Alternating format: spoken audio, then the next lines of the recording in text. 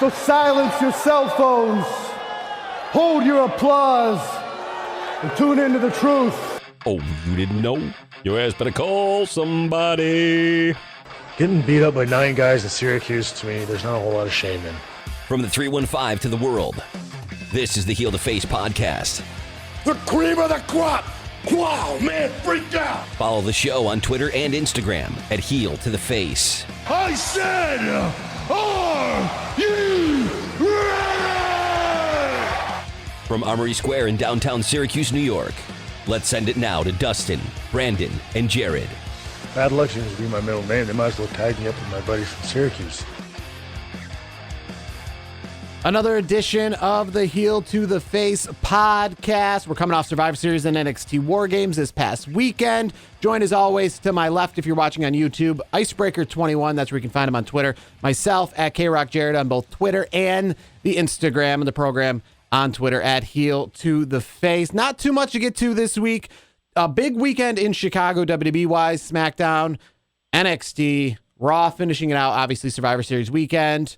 But other than that, it was a big dominated WWE weekend. Not too much going on. We'll start with the weekend, though. We'll start with NXT WarGames. Definitely the card of the weekend. I think NXT WarGames defeated Survivor. And here is what I think defeated Survivor Series, and it's the fact that there's not a lot on the line. I'll give it up that there were some championships on the line. Adam Cole and Pete Dunne. We were talking earlier. I said what my favorite match was. I go back on that. Adam Cole, Pete Dunne. That was a match. That was awesome. I really enjoyed that match at the Survivor Series. But other than that, I think the card, I don't think it fell flat. I just think it was what it was. Yeah, I mean, it was, you know me. I'm a huge Survivor Series guy. I was disappointed overall. I didn't think the show was that good. I really enjoyed WarGames much better. I agree. I think the match of the night was Cole and Dunne. I think that was which would have been on NXT. Yeah. There was no good WWE matches officially, not that were under the NXT banner. Yeah. Well, here's the thing. I will give. There's one other match I would say on the Survivor Series card that I did enjoy. I did like the AJ Styles, Nakamura, and Strong match. I thought that was pretty good too. I mean, they're all gifted wrestlers and ring competitors. I enjoyed that match. It was an interesting finish, but I got it because honestly, at the end of the night, we found out that NXT was the premier brand. I mean, they were hot all night. I mean, the WWE universe was all over NXT, the whole weekend. So I mean, it was cool to see. That was my big takeaway. I think NXT was just, they had a great weekend. They kicked Raw and SmackDown's butt, and it was fun. I think one of the things that I did enjoy, which you don't see a lot in the world of professional wrestling, is kind of that real sport element when it comes to the numbers. Now, I'm not talking about the wrestling itself, but when I say come to the numbers, for example, whenever there's a 2 out of 3 falls match, it's professional wrestling. It goes to 3 falls. Best of 7 goes to 7. 60-minute Iron Man match goes into the last minute tied at a number. We didn't go into the last match tied. The night wasn't this team won 3-2, this team won 4-3. I mean, it was NXT 4, SmackDown 2, Raw 1. Yeah, what does that mean? What does that mean for Raw? Going into the last match, our best scenario was 2 Raw 1, they still lost, meaning NXT would win. And if SmackDown won, they just tied it. So going into it felt kind of the realism. It felt kind of going into the last match of that. These are what really happen in sports. In sports, when there's a best of 7 series, it doesn't always go 7. You don't get that in wrestling. They try to script it to always be, the maximum entertainment value. Like I said, best of 5 series always goes to 5. But we went in the last match, with just regular numbers. NXT's just up 3-2-1. Think of it this way: when you hear a 2 out of 3 falls match, it always goes 3. I mean, that's the typical. So the fact that it ended not, with the teams all tied, like we saw at the kickoff show, it was 1-1-1, went into the pay-per-view, deadlocked at 1. Everybody had a win. But at the pay-per-view itself, the way that they finished it, it wasn't a bunch of deadlocked numbers. It ended up being 4 for NXT, 2 for SmackDown, 1 for Raw. So Raw actually went into it, you don't normally have a match at the end where Raw is competing or anyone's competing, and they don't actually even have a chance. Yeah, it was interesting to see that.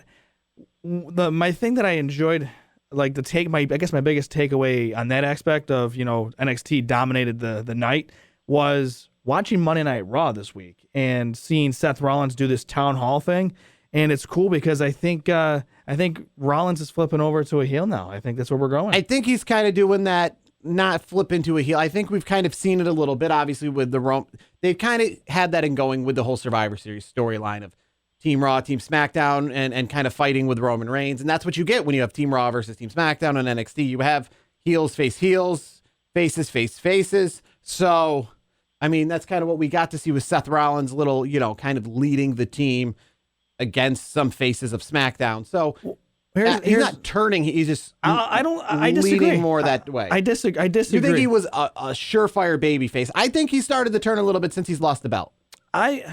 I wouldn't say he's turned that much since the belt. I think Monday Night Raw, to me, and I think the stars are going to align after the end of the night. AOP and Rollins are going to be. I think they're going to be a little trio there. I think that's going to be Rollins' muscle, and I think this is the it's a perfect time for Rollins to go full-fledged heel. I think he's one of those characters that I enjoy more when he's a heel, anyways.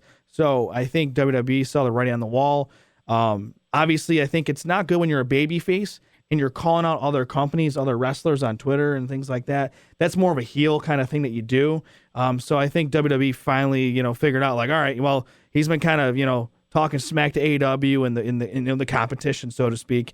So and CM Punk. And CM Punk, which, by the way, according to Dave Meltzer, the CM Punk part there, I guess Rollins got some heat from Vince, because Vince is thinking, from what Meltzer was reporting, is why bring it up if we're not even going to have a match probably between the two? I mean, at this point, there's nothing in writing, nothing that says we're going to see Rollins versus Punk. As much as we love to see that, it's not. I don't see it happening. I think Punk is going to be. He's going to do his thing on backstage. I think it's. And here's the thing, and Punk even said it anyways. And we've seen, like, I don't know if you watched some of the videos that have come out with CM Punk, working under, on a WWE program. He only came back because he's getting a paycheck from Fox. It's not getting a paycheck from WWE, because there's still, I don't know what the issues still are, but I wonder what the issues are with Chris Amon, who he had the lawsuit with, the doctor at WWE. I mean, what kind of deal is going on there? So, and what CM Punk kind of said and there's a segment where, like, they were like, it was backstage of backstage. It was kind of like they were like hyping CM Punk, like, all right, so this is how he, he's going to be on the show. Like, nobody knew. Like, they covered him up in a mask, like a towel, and like, so no one can know that it was a surprise, because with social media, everything breaks so easily now. So it was interesting because, CM Punk was even saying himself, he's like, oh, it's not WWE. I mean, I'm working a wrestling show that has WWE's name on it, but I'm not working for WWE. So that's what more enticed him, it seemed like. So I just thought it was interesting. I don't think, as much as we all want to see it, I think you would agree with me, Rollins versus Punk would be money at WrestleMania. At this point, I don't see it happening. So this weekend, the one negative I kind of brought up at the start of the weekend is there was, while nothing to the 90s, early 2000s extent, but there was a unique set for the weekend that was different than what we see for Raw every week and SmackDown every week. It was a set that was brand new to everything. It might have just been a mix of different lights. But the point is, it got its debut on Fox for SmackDown on Friday, then debuted again, or was shown again on Saturday for NXT. So even though we had a new set for Survivor Series, by the time Survivor Series came around on Sunday, I think what's good is the next two major pay-per-views that they're going to do this is Royal Rumble and WrestleMania. Those events are at stadiums. So whatever the set looks like on SmackDown won't make a difference, because that's not what the set's going to look like at the pay-per-view event. But for an event like this, or an event like SummerSlam where you do this again, you ruined it, because we, for the first time in forever, have a brand new set for a pay-per-view. Because Crown Jewel, let's take that out of the equation.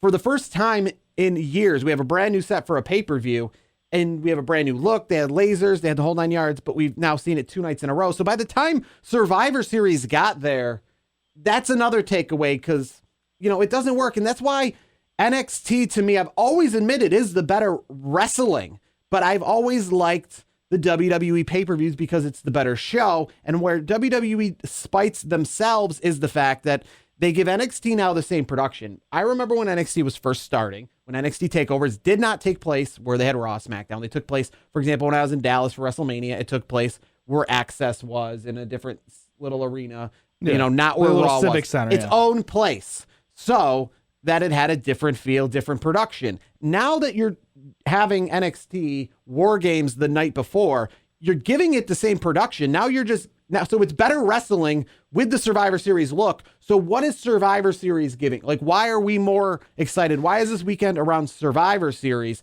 if NXT is giving us the better wrestling with the Survivor Series look? And it was the better show. But I mean, here's the thing. Survivor Series, again, like it was cool to see some of these matchups. Like you got to see, Ciampa in there with Roman Reigns. You got to see those kind of combos, which I liked. I just, overall, I thought the show was a disappointment. I figured we'd get a little bit more build up, more drama, I guess. War Games was awesome. And speaking of War Games, I want to get back to that. I don't know if you caught it, but I definitely caught it. They the big spot at the end where Adam Cole and Tommaso Ciampa, where they went through the tables to finish the War Games match. Did you notice that they talked about Britt Baker? Yes, they did. That was interesting. That was actually, and Triple H commented on that. Triple H commented on the camera shot. So the camera actually showed Britt Baker sitting in the front row, and that was by accident. They just looked for a discerned woman, and obviously it's professional wrestling. No one's really that concerned, other than, the person who was directly involved. So they showed Britt Baker, who looked like a concerned person, put their camera on him. And instead of just ignoring the elephant in the room, they went at it and they acknowledged that without saying her name. They said, Adam Cole's girlfriend looking. I think they actually did say Britt Baker. No, they did say they said Britt Baker. They said Adam Cole's girlfriend, Britt Baker. And Triple H, said too. There's no reason to not acknowledge it. There's no reason, and he apologized if things became awkward for the company she works for. That wasn't the intent. He only wishes her the best of luck. But it would be dumb to not, acknowledge the elephant in the room. Yeah, it was. I just thought that was interesting how that, and I'm like, life's life. I mean, that is his girlfriend. Why ignore it? I mean, that's what WWE's trying to, especially the NXT brand. I mean, for the NXT brand to ignore it would be dumb, because that is why the NXT brand is so competitive with AEW, because they're not pulling the traditional WWE card. They're being more like AEW. Yeah, so why would they're more of the indie style. They're more of the realism, the indie, the real wrestling. The shoot, the pull no punches, the less cartoonish. And I gotta tell you though, I enjoyed it from start to finish. War Games was phenomenal. I enjoyed it. It was a fantastic show. And a perfect length show. Yeah, it was nice and tight. I was in bed at a decent time. The NXT takeovers have been a nice tight length. The one complaint I guess I have with War Games, and it's not this edition of War Games, but it's the War Games match in itself, it's tough to. It's a very complex match. I mean, I think that's why it was probably never invented in WWE. WWE, I don't think, has ever invented such a complex match. No. Royal Rumble is pretty simple. Survivor Series is pretty simple. King of the Ring's pretty simple. The most complex thing, maybe the Punjabi prison or the Kennel from Hell, which never got any sort of traction. But the complexity of, the first, I guess the Elimination Chamber is close. I was thinking that's as close as they get, but still, it's it's not as complex as the timing of when people come in. And the big thing is and I say timing because one's 5 minutes and then it's 3 minutes thereafter. But I think the big thing is the fact the match doesn't start until everyone's in the ring, which means that for the first 20 minutes of the match, it's just a brawl. It's just exhibition. There's no pinfalls. There's no nothing. They're just brawling. And I think that's where the Elimination Chamber was nice and didn't do that. If you got eliminated, you got eliminated. The Royal Rumble's not, you just pretend to fight until everyone's in the ring. The match starts. And I think that's the negative I have with War Games is I'm watching these guys go at it for 20 minutes, but it's like no one can even attempt a pinfall. Now, let me ask you this. I know we were texting a little bit during the broadcast. Mm-hmm. What were your overall thoughts of Kevin Owens being the surprised member of Team Ciampa? I thought it. As soon as his music hit, it became less of a surprise because of his interaction on Monday night. I didn't really know who was going to be the surprise. I threw some names out, but as soon as he came out, all of a sudden, the wheel started rolling, and I understood what it was. And I do like that they didn't make him so much the focal point. It was cool that he was in the match, but it wasn't all about Kevin Owens. It's not like, it's Kevin Owens. Like it didn't end with him on top. No, it was just he kicked some butt for a little while, and then it was that. I mean, again, that spot at the end of the match, Cole and Ciampa, that was fantastic. I mean, those boys put on a show. I mean, if that ever shows you the scripted nature, how WWE is, the fact that Adam Cole even would compete the next night after one of the most hellacious spots you could put yourself through. So, whenever we have this, is he really injured kind of card, just remember, wrestling just showed you just how scripted it could be, in the fact that Adam Cole could compete on Sunday night after doing and for the championship. I mean, these are things that we wouldn't see in real sport. And here's the thing too, and a lot of non-wrestling aficionados, unlike us, we're the big fans. A lot of non-wrestling fans, they talk wrestling down, like calling it fake. Like, it's like, we get it, it's scripted, thank you. But here's the thing that that they overlook, these non-wrestling fans. Those spots, they're well versed and well practiced. So it may look like, oh my God, it was the craziest thing in the world. But you know what? I don't think I don't think Cole is really hurting that bad. And to tell you that things still can hurt, I mean, alluded to probably maybe the highlight of professional wrestling for me this week, and that might be the interview, Stone Cold Steve Austin. Have you caught the interview with The Undertaker yet? Oh yeah, the Stone Cold, the Broken Skull sessions. Yes. That was good. I watched the whole thing. That was good. That was something that we would only see nowadays. I mean, it's crazy to watch that interview and think about, this happening in 1995. That is something that would never happen. And, The Undertaker speaking candidly with Stone Cold Steve Austin about injuries, about his career, about his characters, about the fact that this wouldn't have ever happened in 1995. He wore all black in the early 90s and lived the Undertaker character. Yeah, because that's what you do. Yeah, because back in the day, there was no texting, there was no smartphones. It was, if you need to call somebody, they got this long extension cord that maybe you can walk out of the kitchen and go sit in the other room, maybe a 15-foot cord. But that was it. You didn't have social media, you didn't have the Twitters, the Facebooks. So he lived his character through and through, and he made the comment. He's like, back in the 90s, go in my closet. You're going to find anything but black? The answer is no. Yeah, pretty much. I mean, and I remember watching interviews with him, on some TV shows in Canada and overseas when they were doing European tours, and he was the stoic, Undertaker, right? And even down to when he was the American Badass and did a little more interviews, you could definitely tell talking to him. The Broken Skull sessions, I've seen him be interviewed before. That's not a first. But the Broken Skull sessions was his, I think, first true interview in professional wrestling that I've seen, because he didn't even have the raspy voice. He was straight the guy. It was just like he was the guy who he gives. It was two guys drinking, having a couple alcoholic beverages, sitting at the table talking. Because I've seen him do some interviews, let's say, as the American Badass leading up to a WrestleMania match, and he still, while he was the American Badass, so he spoke, he still had that, we're looking forward to WrestleMania this weekend. Well, here's the thing, still a little of the character. It's a couple good old boys, because they both said it. Couple rednecks from Texas. They said, and they're sitting there, doing a couple shots of Jack. It was just a cool. I liked it because it was just a cool conversation. They were talking about their careers and how many parallels they had in their careers with injuries and things like that, and trials and tribulations. Like, the thing that got me that I didn't realize, maybe you knew this, but I didn't realize that, WCW pretty much said, Undertaker, you're not money. Like, man, I never thought that. I never heard that. I feel like before. they've said that to a few people. That seems they said the Stone Cold too. WCW I feel did. like I've heard a lot of people say that in the past. And I don't understand how you would say that to the Undertaker. I guess because I can understand maybe how you'd say that to other people, but with the Undertaker's physique, that it really is all about whatever character you give them. Of course. So he already had the built-in physique. He was already tall. He was already pretty muscular. So I don't understand why you would come off and say that no one would ever pay to see you, because no one maybe it might be true. No one would ever pay to see you in the character we're currently providing you, but you can never say no one would ever pay to see you, because look at Kane. All you got to do is you have that part down. I mean, if you have that part down, then it's on creative to be to make it right. Yeah. So true. You can't, if you say that means that you're not trying on the creative aspect, because he had everything else. So whoever said that, you're dumb. And I'm not saying you're dumb because who he came out to be. You shouldn't be saying that if a 6'8", 350-pound guy walks in your doors in your wrestling company and he's a decent wrestler, at least, you can't say no one will ever pay to see you.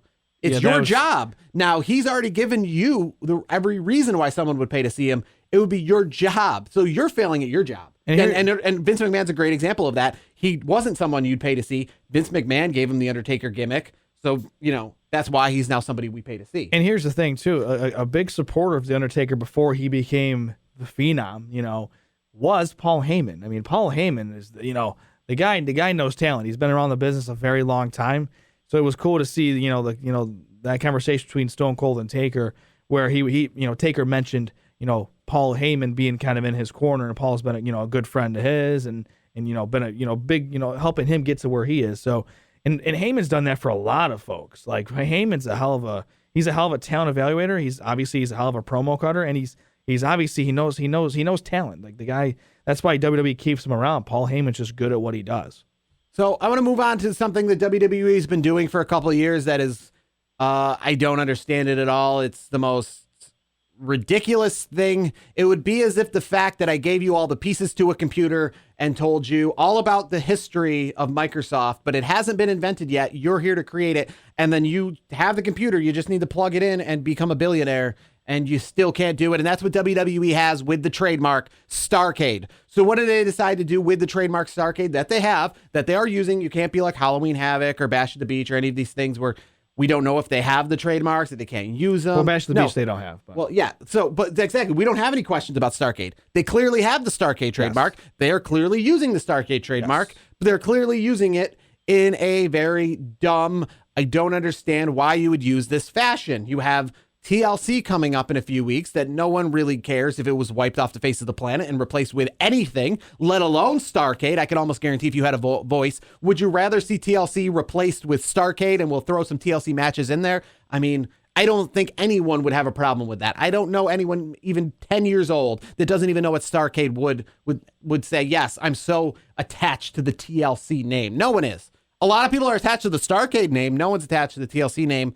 But I digress. This weekend, they're having another bona fide house show Starrcade. Worse than Crown Jewel, because at least now these Saudi Arabia pay-per-views, they're treating like pay-per-views. They're putting them in stadiums and they're making them more than bona fide house shows. This is a bona fide house show. It is going to have a match or two on the network, completely unpromoted, just matches without any background, any storyline. Instead of making this a big event, they could have Starrcade on Sunday, Raw and SmackDown all weekend long, sell stupid idiots like me merchandise and tons of tickets, because who wouldn't do that if Starrcade was coming to New York City and it was a weekend event? I'd go down there and waste money on hotels and go see it and all the other nonsense. And then complain about it when you came home. And Survivor Series is a good example. SummerSlam's a good example. Why you wouldn't treat Starrcade like that? It's just a license to print money. To me, it's kind of like an over-the-top live event for me, because all you're doing is, they're giving it a little bit of hype because they just came out today and said we're gonna have Ric Flair on the KO show. It's like, why wouldn't you just make this the next pay-per-view? Yeah, it makes no sense. They're trying to do something with it, but it's like at the same time, it starts at 6:30, but we're gonna air it from 7 to 8. It's like it just, to me, it's just a hodgepodge of mess. The matches that are announced: Bray Wyatt versus Braun Strowman in a steel cage match, which obviously would be awesome if it was hyped up and they had a reason to be fighting each other. I mean, who knows? That could be main eventing the Royal Rumble in a few months with a good storyline. But either way, that's your main event. Roman Reigns versus Baron Corbin, which is a match that should be on a pay-per-view and have a little more hype to it because it's a rivalry that's been going on a little bit. Seth Rollins versus Eric Rowan. Now that's just a throw-in match. That's just Raw versus SmackDown. Cool little gimmick match, I guess. The Women's Tag Team Championship, and one of the interesting factors this will be aired, is Alexa Bliss is going to be in action. This will be live on the network. Alexa Bliss and Nikki Cross are going to be in the Women's Tag Team match. Is she dealing with an injury, or was dealing with an injury? She's been dealing with an injury, but apparently she's ready to go. Making her return to Starrcade. Wow, that's exciting. The IC title is going to be on the line with the awful looking new IC championship. Yeah, that Shinsuke Nakamura and versus The Miz, but Sami Zayn's going to be part of the match, so it'll be a handicapped match. I don't know why that they did that with the IC title. The reason they had the old IC title was because fans really wanted them to bring that back, and they did, and everyone loved it, and no one's complained since. So they need a reason for us to complain again. AJ Styles versus Kevin Owens. That's just a throwaway house show match. Two people who don't have anything going on. SmackDown tag belts, New Day versus the Revival. I guess that could be a pay-per-view kickoff show match as well. And Rusev versus Bobby Lashley, last man standing, live on WWE Network. This should be a more bona fide pay-per-view match because they've had this storyline going on for quite a while. And it's at least going to air on the WWE Network, so good for them in that fact. But overall, this should be a pay-per-view, just a regular pay-per-view event. I don't understand why they're wasting it here. Yeah, I don't get Make TLC a house show. I wouldn't even have to just knock TLC out then. You know what I mean? Just make it Starrcade instead. That's what I would do, because the name Starrcade is, it's very historic, and you're just going to make it a live event. To me, I think that's just kind of wacky. Yeah, no, when I think it was like 3 years ago when they first bought the Starrcade promotion, and they said that they were going to have Starrcade. I didn't even know. I just thought it was a foregone. I saw it was somewhere on the calendar, like late November. And I remember, we talked about it right here on the show, it was the weekend after Survivor Series. And I was sitting here thinking, like, who's buying tickets to Survivor Series when the Starrcade, because we're all assuming it's a pay-per-view, is the following week? I mean, that's going to be, they're going to like put so many great matches on that. That's going to be huge. That's going to overshadow Survivor Series. Little did we know they didn't even air it that year, the very first year. It was just a house show. But just seeing them, that Starrcade we didn't even know any information about it. We just said WWE Starrcade, tickets go on sale. I think it was in Nashville, and it's going to be in November. I was like, throw out Survivor Series, Starrcade's in town. And little did we know they weren't going to do anything with it. Yeah, to me, it's just it's a waste. It really, again, it's a waste of time. I mean, so what are they going to do? They're going to highlight Starrcade on Monday Night Raw, about Rusev and it's just going to be like the Shield promotion or any of that. Yeah, like the hour, they take an hour of a house show and they air it. That's what this is going to be. I mean, if you're going to go to a house show, I guess it's better than nothing, but it's just ridiculous because they're going to probably make an apron for it. They're probably going to make t-shirts for it for those who were there. So it just doesn't make much sense, No, it's if just you're a not waste. really, if you're wasting the trademark. That's what that is. That's a waste of a trademark. One thing interesting I saw this week, Impact Wrestling this past Tuesday night did a retro. I think they kind of got it from NWA. They did a retro edition, gave all the wrestlers, Josh Matthews, everybody, brand new names, did like an 80s style wrestling show. I don't understand it so much because it wasn't like NWA where it was the product just with a retro feel, like we say on what are they, old school Raw? Yeah. This was just a completely like all their wrestlers with new names, fake belts, just a 2 hours of gimmickness. D'Lo Brown dressing up like he was in Demolition with like black and a tag team, looked like he was in the Head Shrinker / Demolition. I mean, it was interesting nonetheless. It was the Impact Provincial Wrestling Federation from Mississauga, Ontario. And it, was probably the same crowd that they get for a regular Impact, but they did the NWA kind of TV camera style where it faces the crowd, the little bleacher, and you look kind of down into the ring. It was interesting, but I don't really know what the point of it was other than just a straight up ratings gimmick. It was a Throwback Tuesday, apparently. I guess the gimmick was, though, I'm trying to understand why all the wrestlers had fake names. Like, instead of like them still being champions and still continuing with the storylines with just an old school feel to it, like why Josh Matthews had a different name or whatever, and all the announcers and the referees. Was it just on Twitch? It was on. Well, they're on Access TV now. Okay. So they're on TV every Tuesday night on Access. And then, so everything was just. It was like. Remember those WWE skits with like Fandango, and what was that one where they did the fake videotape skits? Oh, Fashion Police. Not the Fashion Police, but the ones where they were. I'm not just them, but there was a bunch involved. There was like the Revival, or not the Revival. Gallows and Anderson were involved. Yes, and then there was. They were all playing characters. Who was the other tag team that was really good in NXT that was on that? They always had the face paint. You know what I'm talking about. Yeah, Ascension.